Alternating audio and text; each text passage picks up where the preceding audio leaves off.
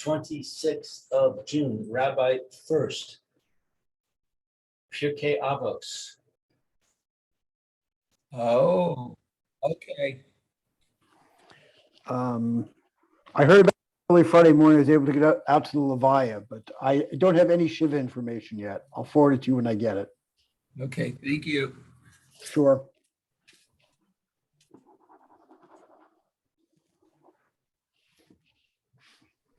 Morning, Roy. Morning, Mayor.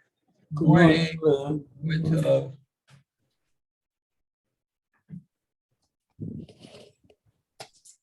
Shalom Aleichem.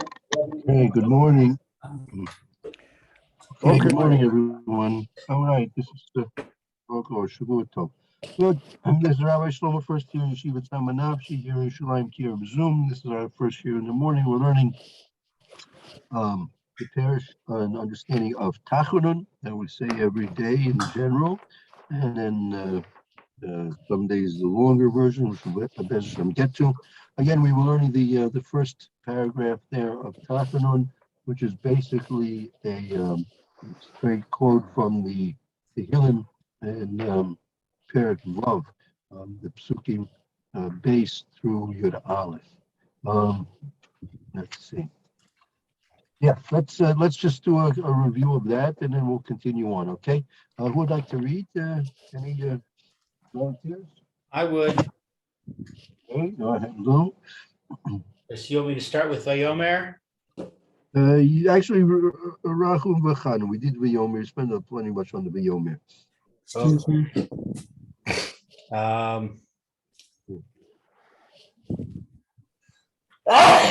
Excuse me.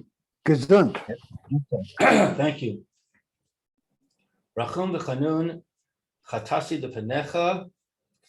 Merciful and gracious one, I have sinned before you. Hashem Malei Rachamim, Hashem who is full of mercy, Rachem Alai V'Kabel Tachanunai. Have mercy upon me and accept my supplications. Hashem Al Ba'apacha Secheni. Hashem, in your anger, do not rebuke me. Va'al b'chamasecha siasreni. And in your wrath, do not chastise me. Chaneni Hashem ki umla'ani. Be gracious to me, Hashem, because I am feeble. Rifeini Hashem ki nifhalu atzamai. Heal me, Hashem, because my bones shudder. Nashi nifala ma'od. My soul is very terrified. Vata Hashem ad masai, and you, Hashem, until when? Shuva Hashem chalatza nafshi. Hashem, return and release my soul. Hoshi'eni leman chazdecha, save me for the sake of your kindness. Ki ein b'mves zichrecha, because in death there is no remembrance. Bish'o mi yodelach, in the grave who can praise you? Yagati v'anchasi asche b'chol layla.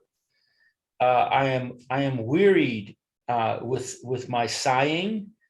I drench every night. Mitasi, my bed.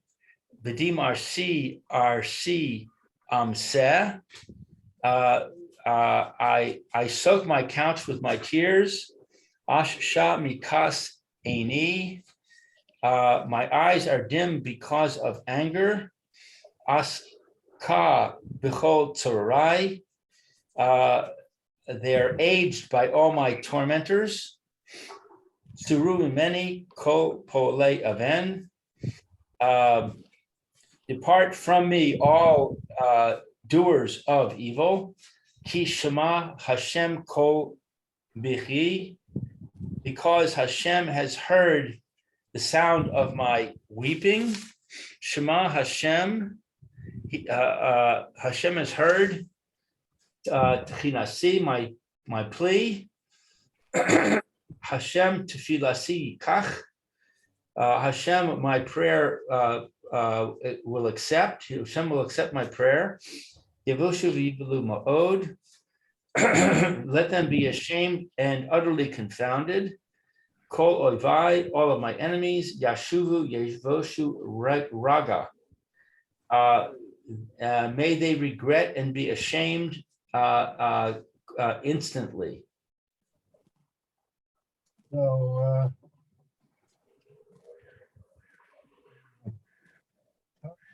how are we supposed to relate to this? As Susan, there's a lot of focus here on enemies and people not liking him, and David's having to deal with all kinds of different people angry at him. How are we supposed to relate to this? We say this every day, I mean,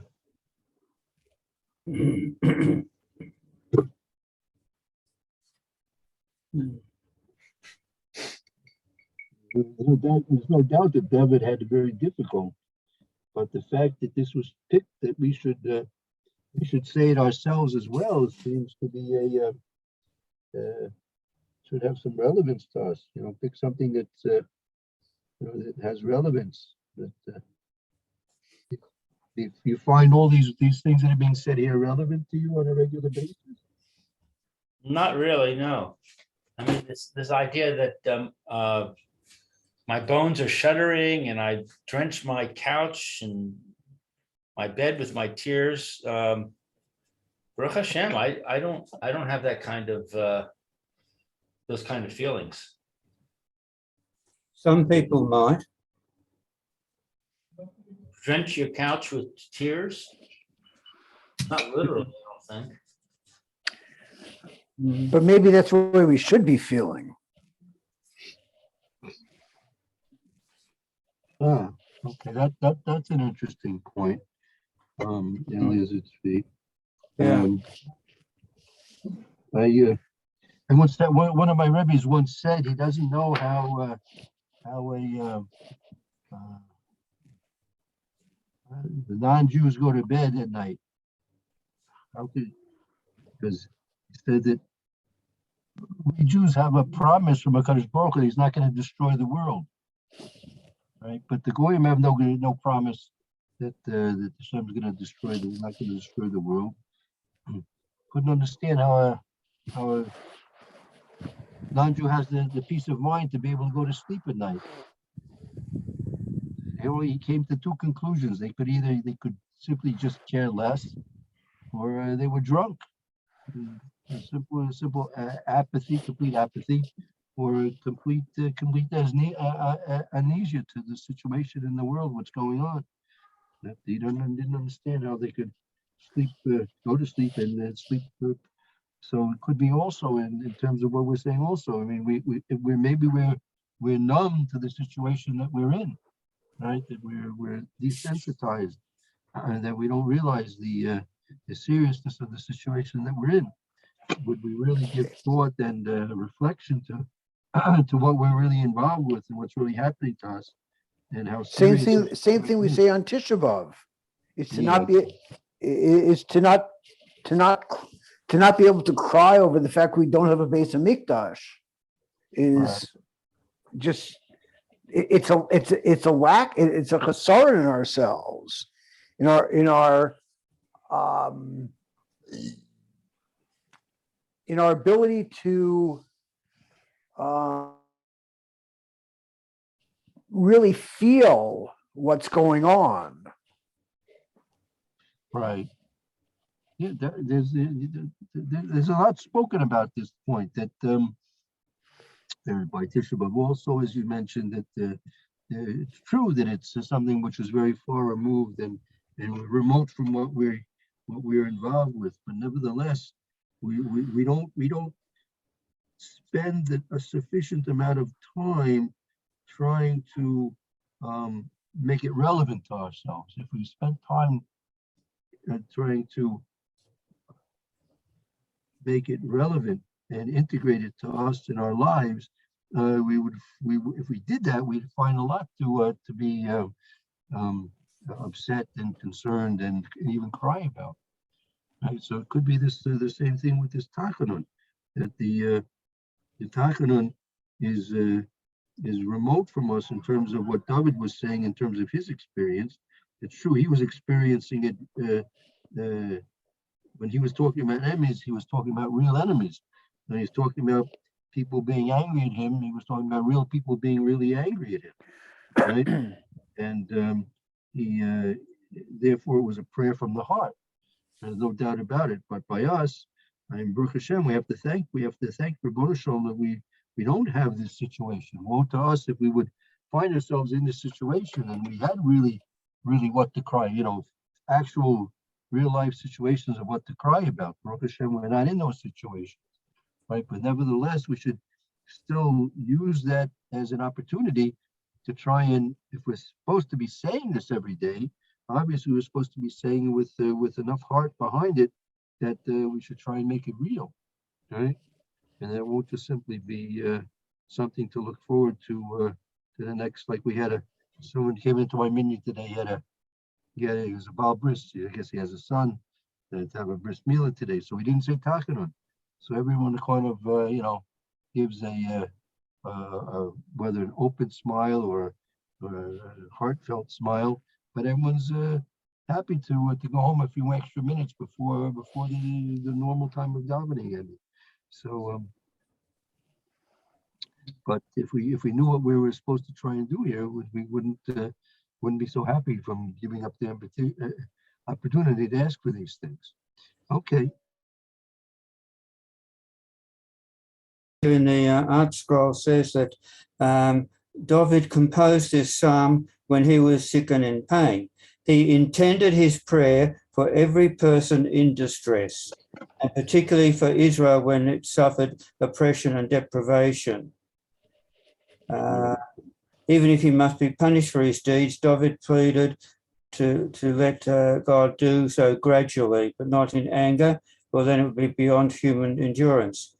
But it seems though that this is for this tefillah is for when you are actually in dire straits. But why we say it every day? Probably so we don't forget that Tehillah is there. I don't know. Yeah. I mean, it's a funny thing. Like like I mentioned, if there's an opportunity to skip the Tahanun, so everyone's very pleased not to have to say the Tahanun. And again, it only takes a few minutes. It's only a few minutes. But if someone after the davening gets up there and starts saying Tehillim, right? Oh wow, that's something. Everybody joins in there, and everyone's I think Tahanun is one of the most important prayers. It is very important. I think it's one of the most important ones. Yeah, there's definitely. So why do you think it's one of the most important ones, the most ones? Why? What makes it? Because it addresses everybody in some way or other, and asks for asks that we may live a good life, and without the problems of hatred and wars against us. We're asking for God to be on our side, for God to be with us and not hidden, to support us. Right. What other prayer does this? Maybe there are some. I don't know. Well, this is not a prayer, is it? What other suite of prayers does this? Well, I mean, again, don't forget this is really this is one of the Tehillims, right? And we get up and say there are a lot of Tehillims which deal with situations, right? This one was signaled out to be said in congregation on a daily basis. Right. This is the only formal one or formal lot of prayers that we are meant to say. We're supposed to say, along with along with the formality of the Amida and the formality of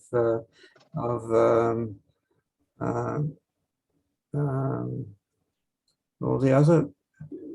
You have like, you forget, Aleinu L'Shabeach is something which was formally instituted into the davening because of the things which we value, that we say, we feel and believe in, that's contained in those two paragraphs. Shema. Shema, yeah. So that, and actually, the Tahanun is in the same area as the Shema and the Amida. It follows the Amida. It's like a triumvirate of tefillos. Right, correct. That's right. It's really the culmination of our, after we daven Shmoneh Esrei, after in general, if you were with a tzibur, so then after Chazor Shashas, so then comes the Tahanun, which is a prayer that our prayer should be received, right? It's very significant. Okay, good. Let's go to the next section. Now, this is the middle section of the three sectioned parts of Tahanun that we have on a daily basis, except for we'll be getting to the extended version on Yom Hey and Yom Beis. Okay. So now these are specific prayers for the welfare of the Jewish people in general, right?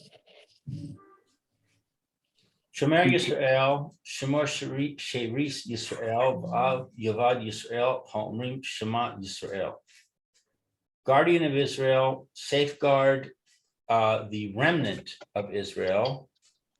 Do not let Israel be destroyed. Those who proclaim Shema Yisrael.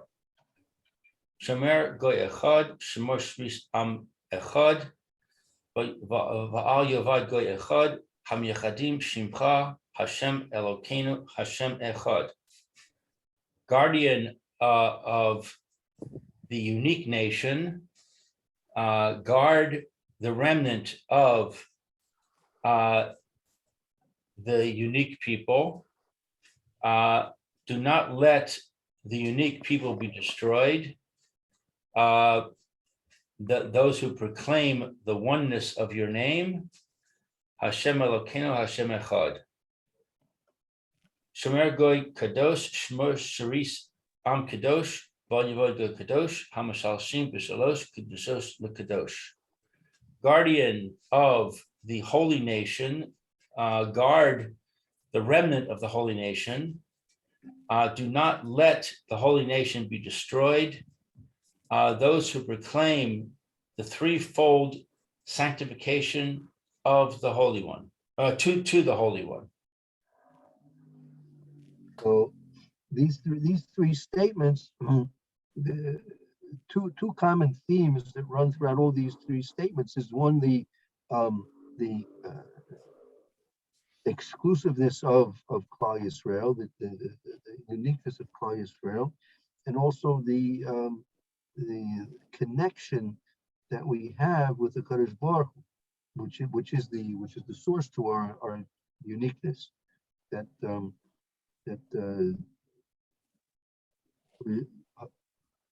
Omrim Shema Yisrael, we say the Shema Yisrael, Yuchadim Shimcha, we were Meyachid his shame, his personification, and also that we are the Kaddish, the shame. So all these three aspects are supplication for our prayers being heard and our requests for protection from HaKadosh Baruch Hu, or through the right that we are unique and chosen by HaKadosh Baruch Hu, and specifically through these things, right? Through Shema, through Miyachid and the shame, and through the Kedusha that we have.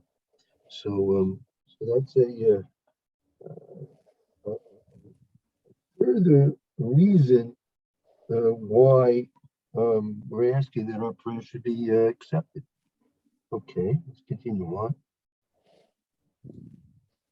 Misratzev Rachamim Umispayes B'Sachadim. Become favorable through compassion and become conciliatory through supplication.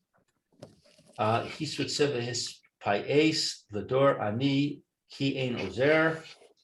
Become favorable and reconciled to the generation that is impoverished because they have no helper. Avinu Malkenu Chanenu Va'anenu Ki Ein Banu Ma'asim Aseh Imanu Tzedakah V'Chesed V'Oshi'enu. Our Father, our King, be gracious to us and answer us, because we have no deeds. Do with us or act with us with charity and kindness and save us.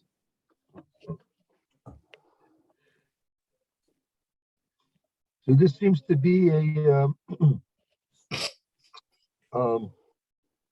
contradiction to what we said before, right? We made a point by the Shomer Yisrael, Shomer Yisrael, Aved Yisrael, Ha'oimim Shema Yisrael, right? We say that we made a point that we say Shema Yisrael, right? And the next one that we said we miyachidim shimcha, we miyachid the shame of HaKadosh Baruch Hu, right? And we said we were going, the third stanza, we said we were going kadosh, right? And now, ki ein banu masim. We said we have no deeds. How can we contradict what we just said?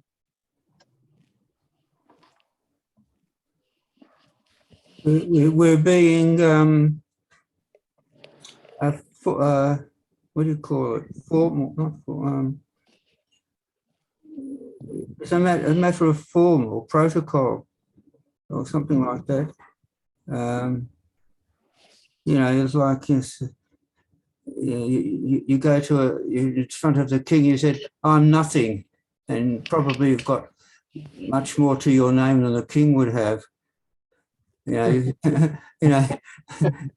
done much more than the king has ever done, or ever will do. But you say, "Oh, I'm nothing compared with you."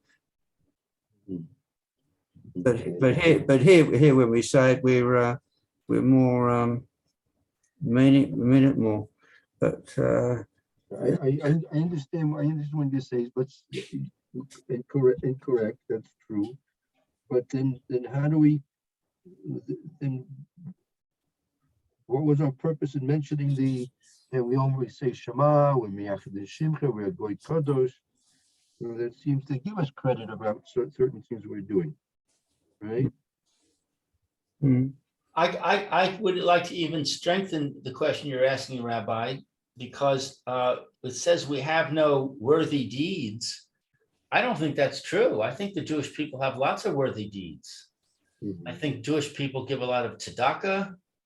Jewish people are compassionate. We help others.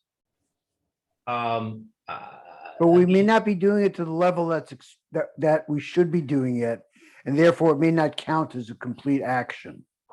And I think what we're trying to say in this, we're minimizing our accomplishments at the time we're asking for Hashem's help to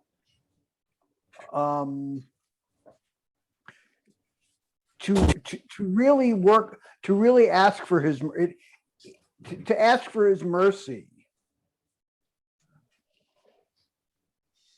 Right. maybe compared with Hashem, this is what we are. Right. I mean, We say that in a somewhere in the not the Tehillim, in the Pierke Avos. I think we say it somewhere. Yeah, we also say, if you look in the preliminary prayers, right? If you look in the preliminary prayers after you, there's the Siddur brings down the Akedis Yitzchak, right? If you see, and after the Akedis Yitzchak, there's a prayer there that HaKadosh Baruch Hu, in the discourse of Yaakov, in the discourse of Yitzchak, of Abraham, and then it said, there's the prayer there, Rabbon Kol Olamim. If you want to refer, we say, it says, Rabbon Kol Olamim, Lo Altzit Kasenu Anaknu Mapilim, Tahanun Lefanecha. This is the saying, Mapilim Tahanun, right? It's Rabbon, we're not in our supplications before you and our presentation of our supplications before you, we're not going to rely on our tzidkasenu, on our righteous deeds, on our righteousness, right? We're simply wanting to rely purely on your rachmanas. Say, what are we?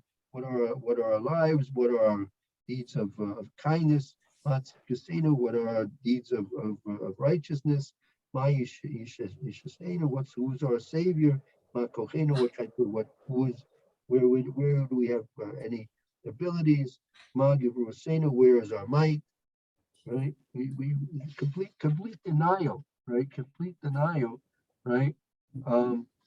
Continue on. Ma nomer lefeneka Hashem Elokeinu v'Elokeinu Oseinu.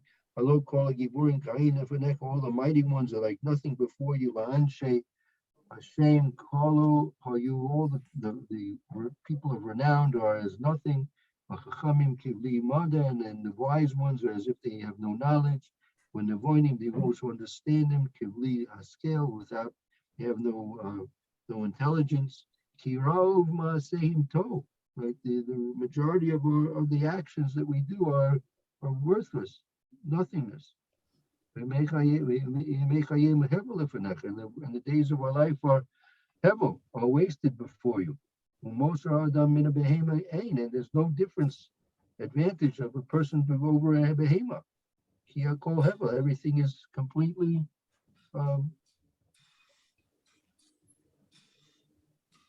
wasted. It's all waste. I think this is. Yeah, Roy, go ahead. I think this is sort of very much in the way of Middle East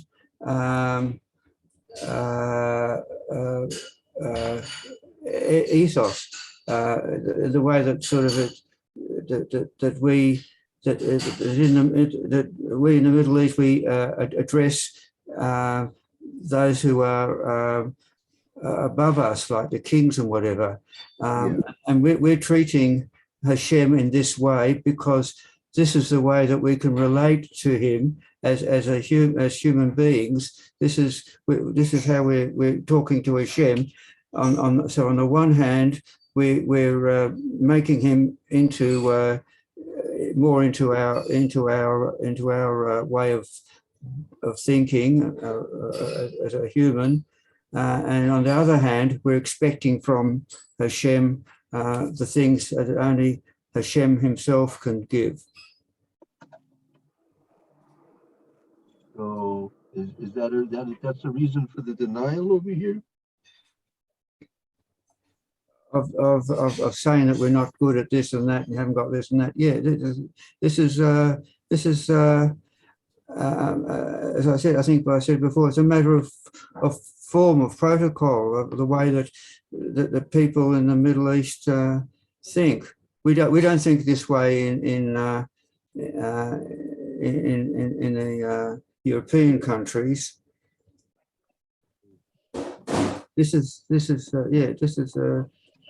Yeah.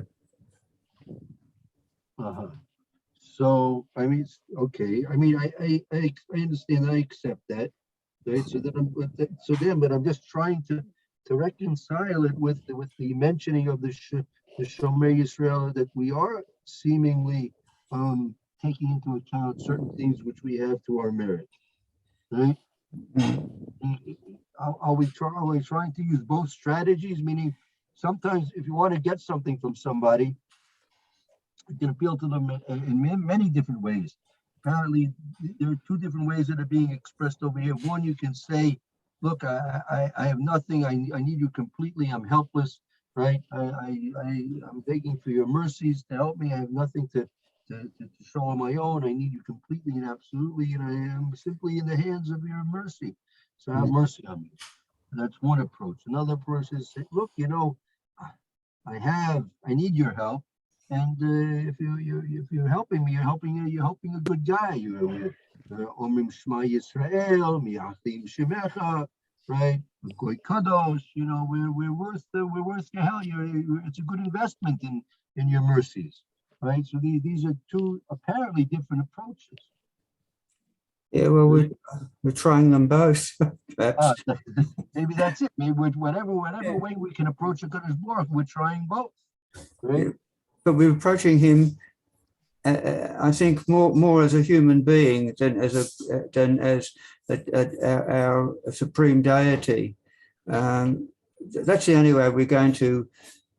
That's the only way we're going to ask him something. So when we say Avinu Malkeinu, that's part of what we just read here. Avinu Malkeinu. We appeal to Kadosh Baruch as being a Av, and also appeal to Kadosh Baruch as being a king. Right? Both aspects. Yeah. You try thinking about Hashem as being Hashem.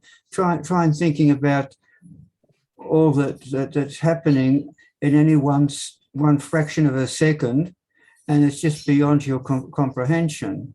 To someone, to some being, some entity like that, you're not going to be able to relate. Not really. You might think you can, or you might think you can go a bit closer to Hashem, but you just really try and think about it, and you're not going to be able to relate to him unless you do bring